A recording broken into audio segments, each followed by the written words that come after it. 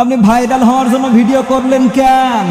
আমি ডাক দিয়ে বলি, ভাই ভাইরাল হওয়ার জন্য উদ্দেশ্য ছিল না, আমার উদ্দেশ্যটা ছিল এটা, আল্লাহ রব্বুল আলামিনের যে নিয়ামত একটা একটা বান্দার দিয়েছে, এটা তো আর অস্বীকার করতে পারবেন না। পারবেন?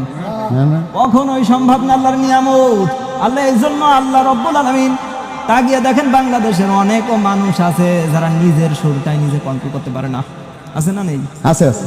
মানুষ আছে যার সুরই নেই, গজল গাইতে মনে হইতে হবে যে শুরু হবে না। এমনও মানুষ আমার দেশে আছে যে নিজের কণ্ঠের উপরে কন্ট্রোল নাই। আপনি এটাকে আল্লাহর রহমত বলবেন না, আল্লাহর নিয়ামত বলবেন না। আল্লাহ রব্বুল আলামিন আমার কমপক্ষে 25 জন বক্তার কণ্ঠ নকল করে শোনানোর তৌফিক দিয়েছে, তা মনে করছেন। সম্মানিত ভাইয়েরা যারা উপস্থিত আছেন আর যারা শুনতেছেন, সবার উদ্দেশ্য বলছি, আল্লাহর নিয়ামতটা প্রকাশ করার জন্য। এটা হলো একটা মূল উদ্দেশ্য।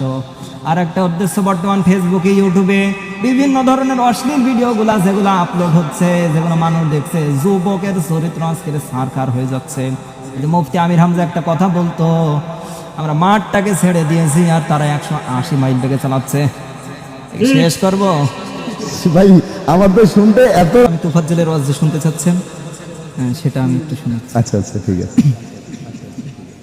মাবুদ, মাবুদ, তুমি রব্বুল আলামিন, এই পৃথিবীর জমিনে কত নিয়ামত দিয়েছো, যা অনেক প্রকাশ পাইছে, এখন অনেক প্রকাশ পাই নাই।